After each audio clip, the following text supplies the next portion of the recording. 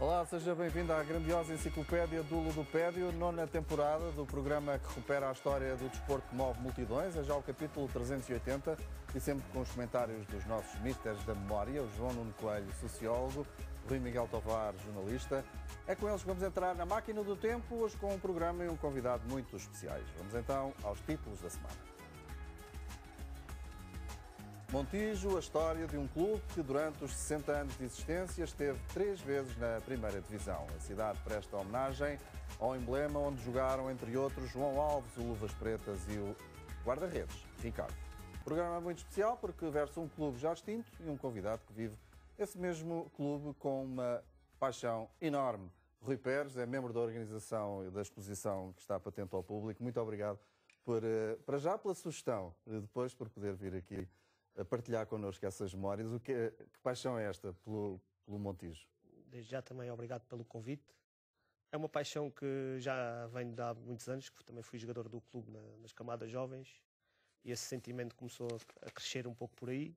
Depois foi o convívio com muitas pessoas que fizeram a história do clube na extinta sede, como o clube também já se extinguiu, infelizmente. Já agora, porque é que se extinguiu? Várias dificuldades, entre elas financeiras. E quando é que isso aconteceu? 2007. 2007. É importante dizer que estamos a falar de Clube Desportivo do Montijo, porque agora há o Olímpico de Montijo. Exatamente. É Clube Desportivo de Montijo, não é? Clube Desportivo de Montijo. Sim, normalmente dizemos, os mais velhos dizem Clube Desportivo de Montijo. É pelo menos essa a indicação que está na brochura oficial. Aqui uma nota, como disse aqui o João Nuno, o Olímpico foi campeão distrital esta semana e subiu aos campeonatos nacionais. Uma palavra de apreço também para eles, que tragam de volta os velhos tempos do futebol ao Montijo. Muito bem, falaremos da exposição e também deste legado do Clube Desportivo de Montijo mais à frente neste programa. Está convidado também para participar na nossa semanada, que é o tema que faz, no fundo, o preâmbulo desta grandiosa enciclopédia. Hoje o tema é incontornável, a Liga dos Campeões. Vamos então ao tema principal da semana. Hoje atenções viradas para o Clube Desportivo de Montijo, já extinto e que chegou a estar na primeira divisão na década de 70. Rui Pérez, qual foi assim a principal marca? Para já deixou-nos aqui muitas marcas e muito giras, porque, por exemplo, tenho aqui, nesta fotografia que me trouxe aqui à última hora, o Eusébio, não é? Sim, é o Eusébio, num jogo que foi feito no campo Luís Almeida Fidalgo, no Montijo. Impressionante. Uma seleção que chamava, na altura, de Ultramarinos, contra uma equipa do Clube Desportivo Montijo, e na foto temos Eusébio a conduzir a bola no seu estilo inconfundível. Alguma vez o campo foi denominado Campo da Liberdade? O Campo da Liberdade é agora o existente, que era na altura um campo que havia, que era o de treinos. Ok. E esse é o Campo da Liberdade? Agora sim, este era o principal, o Campo Luís Almeida Fidalgo. Temos aqui uma fatura. Não. Com 4 contos e 300? Exato. Isso era para vermos o que era a realidade do futebol. 20 euros, mais na ou altura, menos. Década de 70. Quem é que recebeu esta recibo quantia? de ordenado de um jogador mítico da nossa equipa. Oi, desculpa estar a mexer tanto. Que era Evaristo. Temos esta agora aí nessa fotografia fotografia. E era para vermos a discrepância que havia, porque isso eram jogadores trabalhadores, não eram profissionais. E então estamos aí a ver o nível, o ordenado, e penso que tivesse em dia. 4 contos e o campo foi 300. Relevado ainda nos anos 70? Não, já nos anos 80? Em 86. Ok. E depois trouxe-nos aqui a bibliografia extraordinária de recortes e também deste jornal, a equipa. Quem é que está aqui na capa, Rui? Pelo lado do Montijo, é Candeias, uma figura incontornável do Atlético Clube Portugal, que veio para o Montijo já numa fase final da carreira. Essa época é 76-77, a última do Montijo na primeira divisão. E do lado do Porto, acho que é uma figura... Cubilhas, acho que há pouco a dizer. Exato. Um matador. Temos aqui mais recortes de imprensa. Desportivo do Montijo, 40 contos de receita, não teme a primeira divisão. Exato.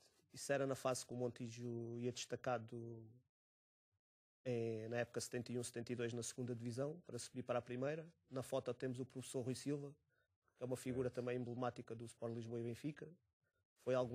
Foi jogador do Montijo na década de 60. E aqui, como treinador, levou a equipa à primeira divisão. E aqui, esta primeira página do Record, de 31 de julho de 1973, Desportivo do Montijo. Aqui está como do Montijo. Continua de primeira. Exato. E temos a foto do jogo da chamada Liguilha, ou Torneio de Competência. O nosso, talvez, o melhor jogador da história do Clube Desportivo Montijo, o Celestino. A marcar o penalti decisivo contra o Varzim. Decidiu o quê? decidiu a permanência do Montijo nesse ano na primeira divisão.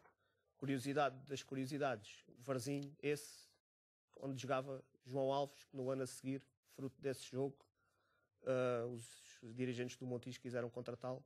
E então, na época esse jogo foi em Leiria, foi, digamos, que um jogo de desempate.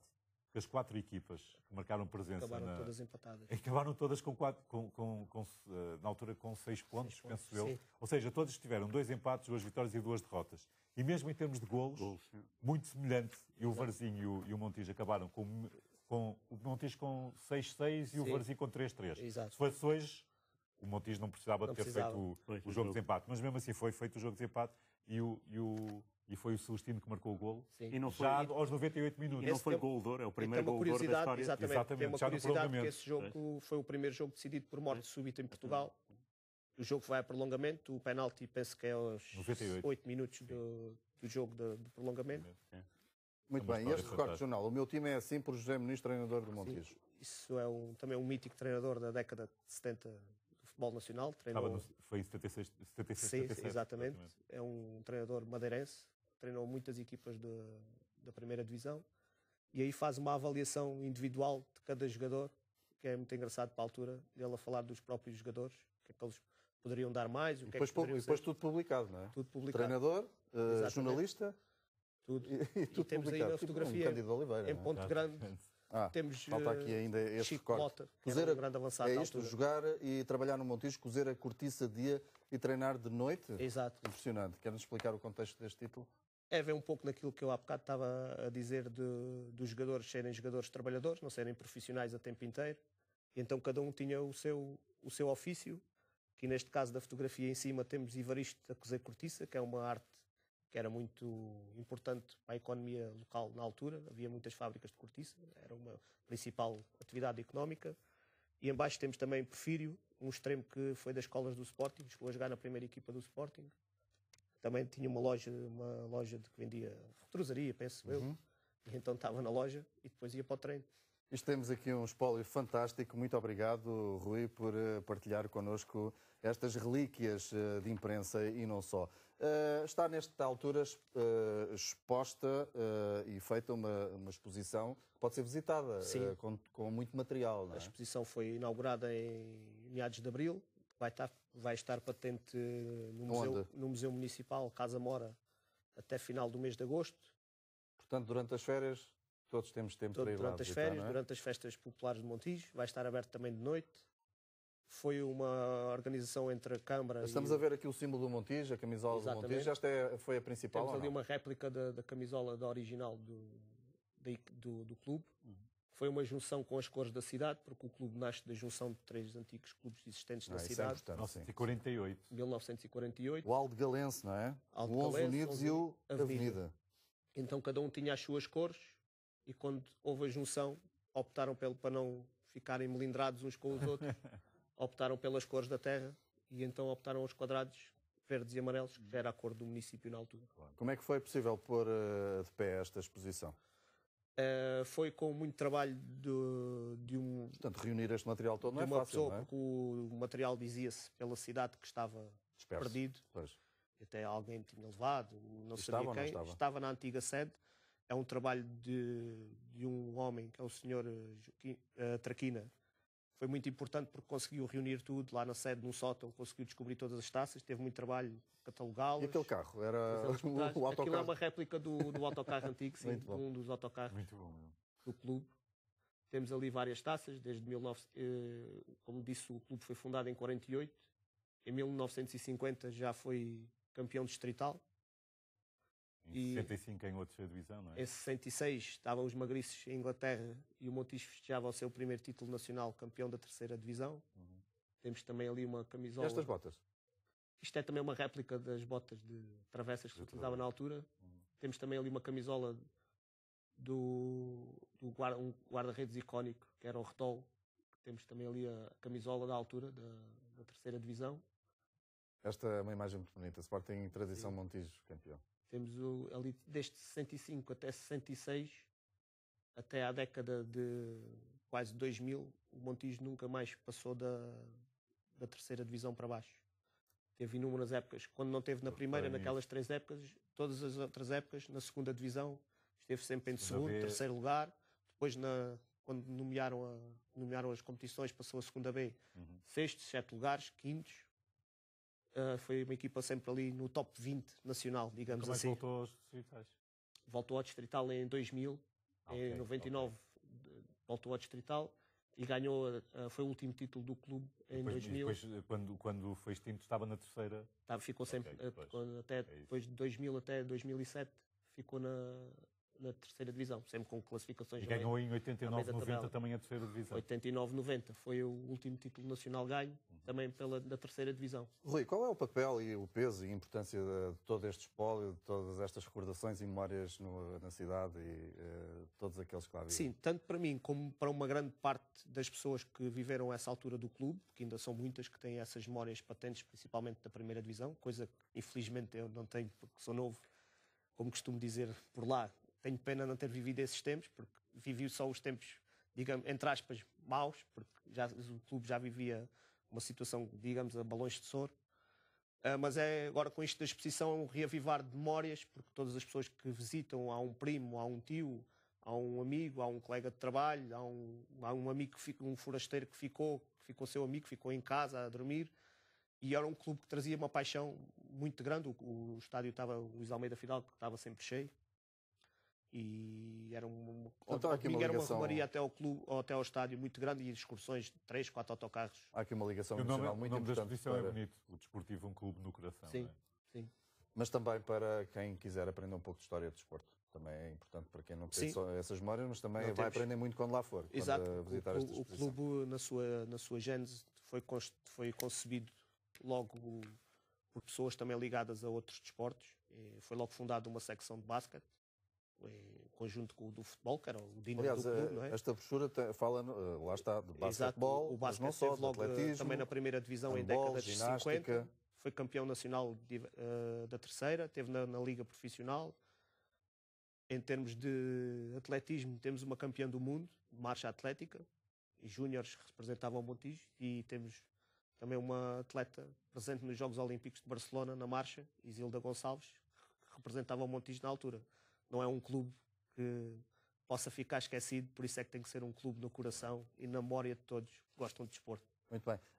De última hora, Rui, mandou-nos ontem uma fotografia muito interessante, porque retrata alguém que comenta nesta casa, que é o Tiago Fernandes, filho de Manuel Fernandes. Quer-nos explicar que foto é esta? Esta foto é engraçada, é no escalão de infantis. Mas o Tiago está de Sporting ou de Montijo? O Tiago está a jogar pelo Montijo. E achei engraçado, sendo vosso colega e um dos meus melhores amigos. Achei engraçado mandar. Isto é único. É o Montijo contra o Sporting, duas coisas que lhe dizem muito. Espero que o Montijo tenha ganho. Também nos enviou umas fotografias de Vítor Batista. Sim, temos o Vítor Batista. Pelo menos. Foi uma tentativa de marketing na altura. Exato, temos Vítor Batista ali no banco. Foi uma tentativa de marketing da direção da altura, tentar trazer Vítor Batista para chamar mais gente ao Montijo, ao futebol. E então contrataram-no como treinador-jogador. Por acaso depois fui pesquisar também e verifiquei que ele só jogou 2 jogos, saiu no camisola 10 e também durou pouco como treinador porque os resultados não foram os melhores, inclusive o Montijo depois nesse ano acabou por descer divisão, entretanto ele foi substituído pelo húngaro, que era muito conhecido na altura, que era János Zorgo, um treinador que substituiu o Vítor Batista, mas não conseguiu resultados.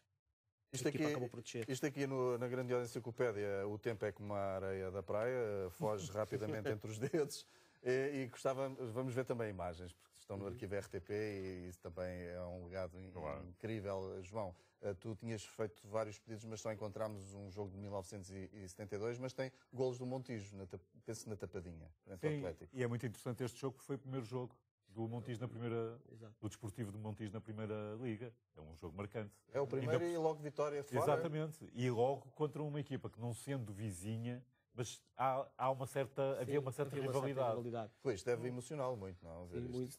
Estas imagens são espetaculares. Nunca tinha visto imagens nenhumas, só há umas no YouTube do célebre do jogo que o Yazaldo marcou 5 golos. A equipa nesta altura é treinada por um argentino, Dante Bianchi. Também treinou o Montijo. Exatamente. Nesta altura treinava o Montijo já. Antes, sim. E os golos foram marcados pelo Francisco Mário, que foi um excelente jogador internacional português, pelo Boa Vista na altura, e também pelo Rachão, José Rachão, que jogou no Vitória de Setúbal, por exemplo, e que ganhou uma taça pelo Vitória de Setúbal como treinador em 2005. E foi jogador do Montijo? Foi, sim. Com 20 anos na altura. Estava ali o corão dele, não é? Com o bandolete. É um dos jogadores com mais jogos na primeira divisão. É verdade, é verdade. Pelo Montijo é José Rachão. Mas havia jogadores como o Celestino também, um defesa que também foi jogador do Boa Vista, também Álvaro Carolino. Estamos a falar de uma equipa que tinha jogadores jovens nesta altura. Depois tinha o Gijo, que era mais velho, mas que era um avançado brasileiro. Foi o melhor marcador desta época, 72-73, do Montijo. Marcou 9 golos na temporada. E a verdade é que o Montijo só conseguiu um resultado positivo com um grande, que foi um empate a 0 com o Sporting, mas acabou por ficar em 13º, o que o obrigou à liguilha. O 13º, 14º iam à liguilha, 15º e 16º desciam. Mas o Montijo fez uma primeira época muito aceitável e logo com esta primeira vitória perante um rival que deve ter dado um entusiasmo brutal. Depois como é que foi o resto da época? É o que eu te digo, o resto da época foi relativamente equilibrado. A equipa conseguiu 13º lugar em 16 equipas.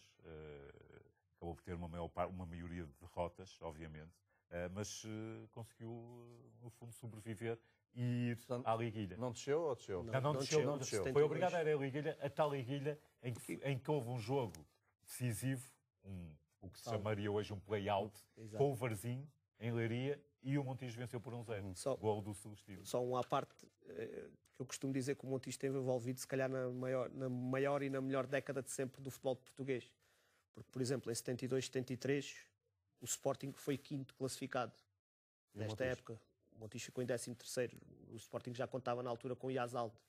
Nesta época, o último jogo deste campeonato foi no Estádio da Luz, onde o Montijo perdeu por 6-0 e o Benfica ultrapassou a marca dos 100 golos marcados. Já lá vamos. Este foi o ano em que o Benfica foi tricampeão com o Hagen e que fez o melhor campeonato de todos os tempos. 28 vitórias e 2 empates. E tínhamos o grande Vitória de Setúbal, treinado por Pedroto.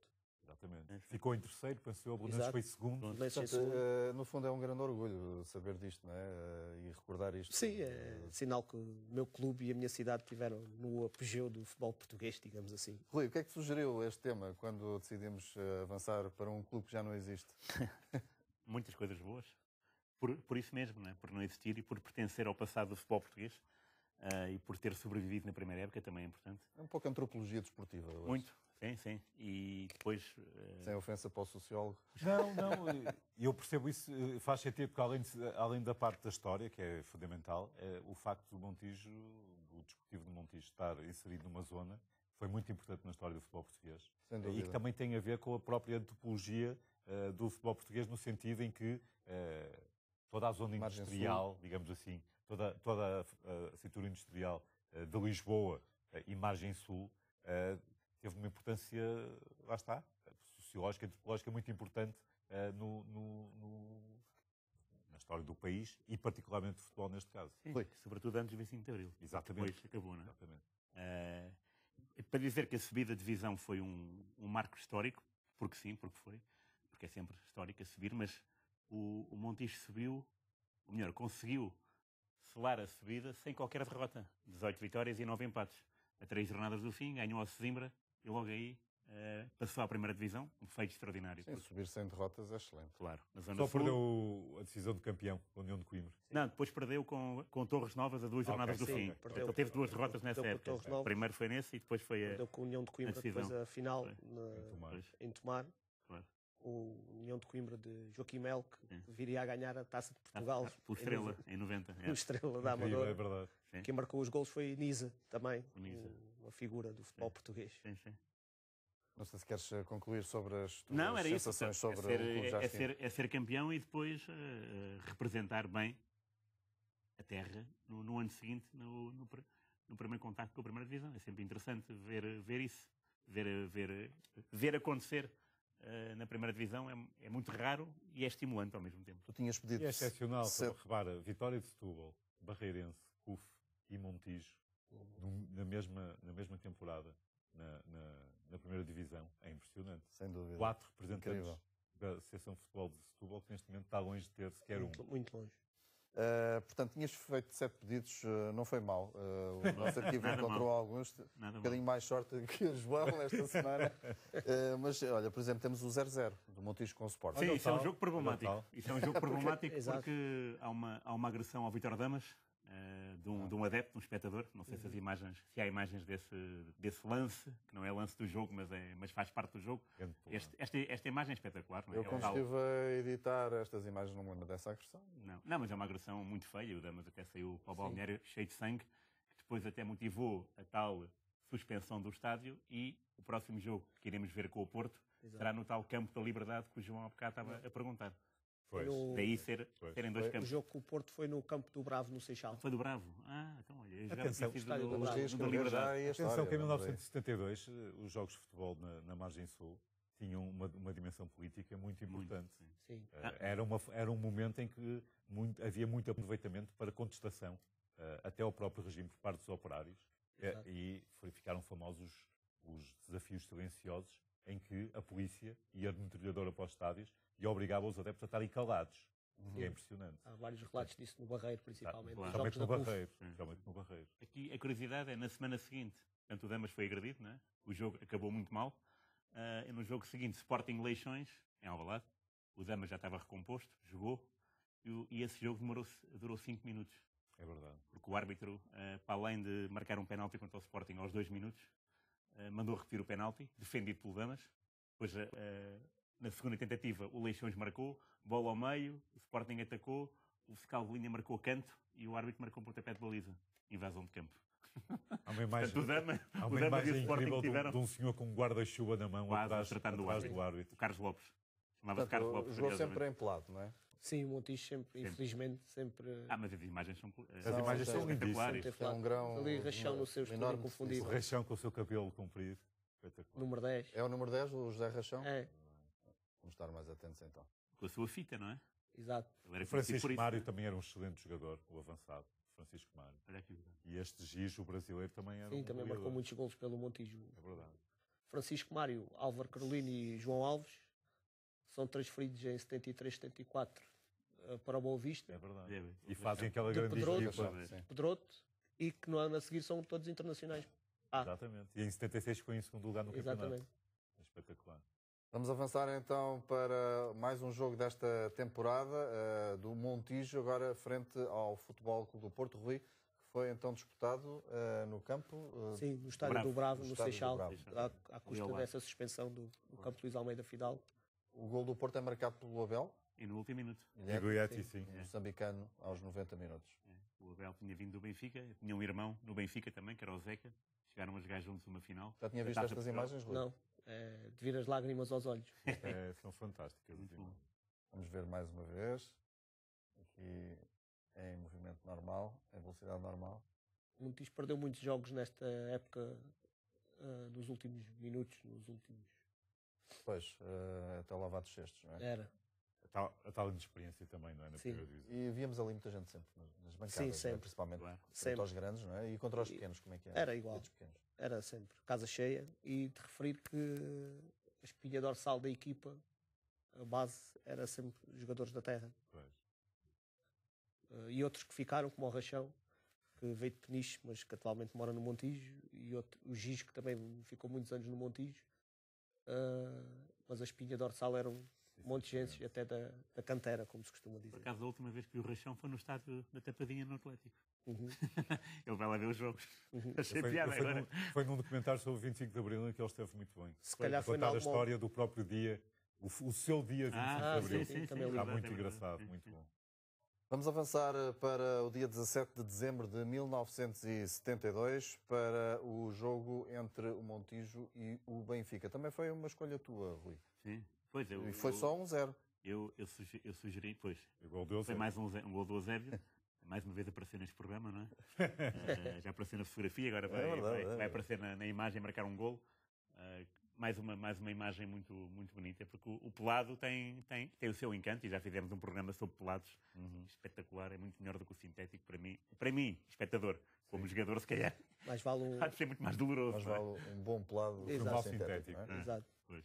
E isto de facto uma imagem muito graciosa, e lá está, estamos a falar do Benfica invicto, e é importante referir que o Eusébio seria o melhor marcador nacional e europeu. Portanto, este gol também contou para a sua dupla vitória, e ele já tinha 31 anos, e já o tinham dado como acabado para aí há 3. É Mas ainda verdade. assim, continuava a marcar golos, e com muito oportunismo, como se viu aqui. E com muita concorrência dentro da própria equipa. Exatamente. Né? Arthur Jorge, Vitor Nené, Batista, se calhar. não é? Vitor Batista.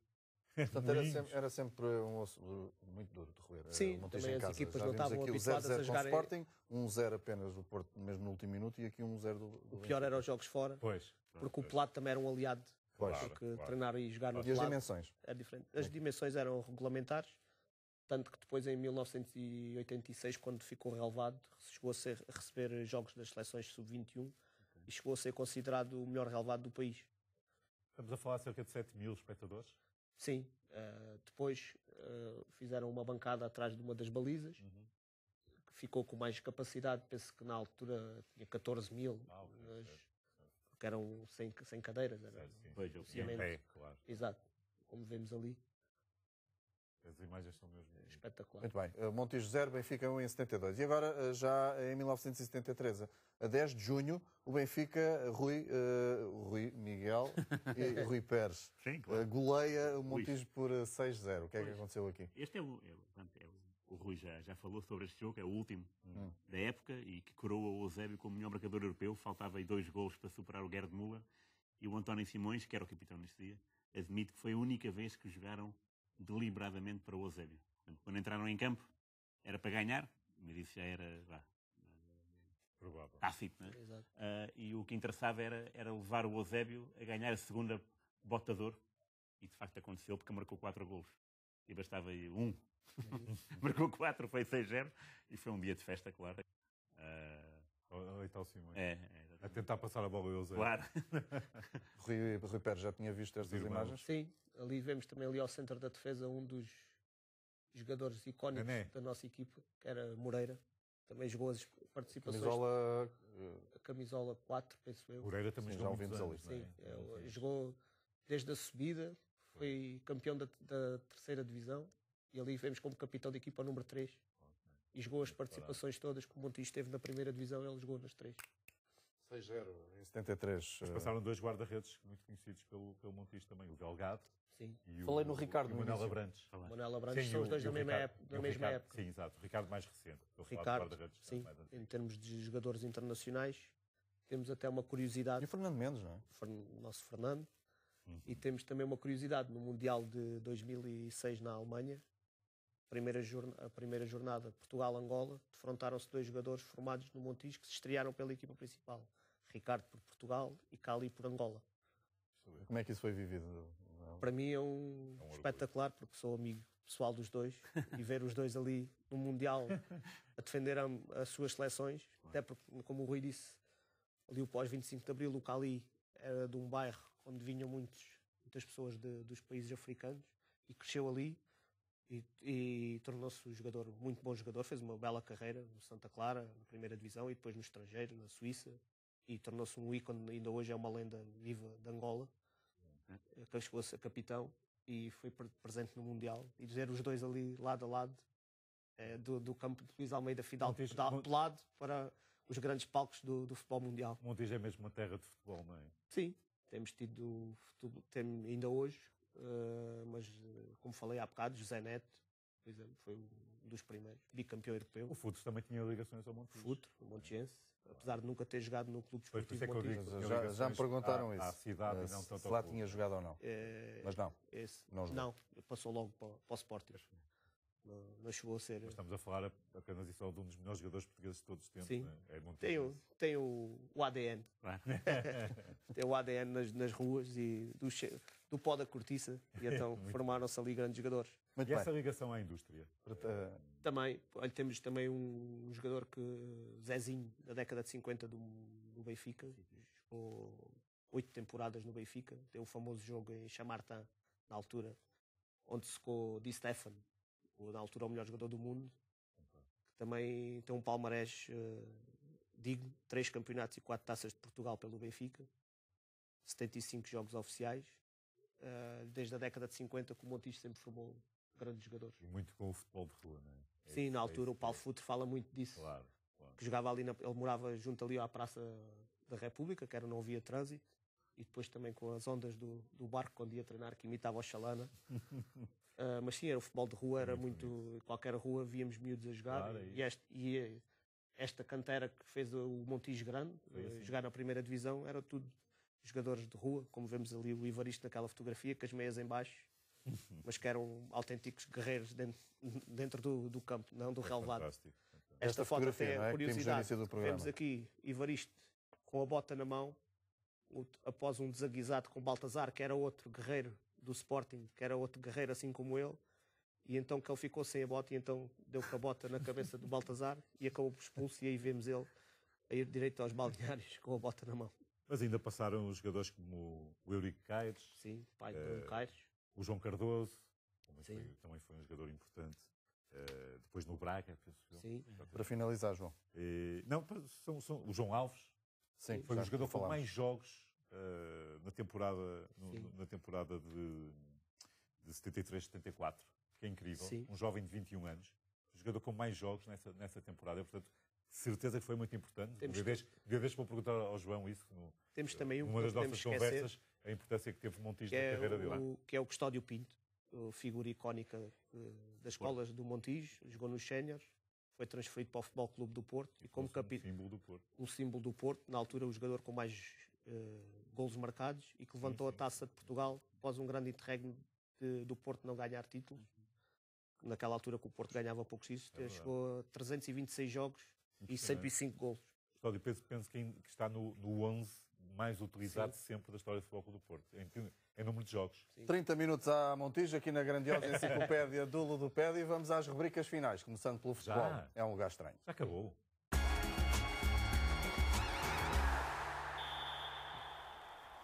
Ainda não acabou, Mr. J, ainda faltas tu.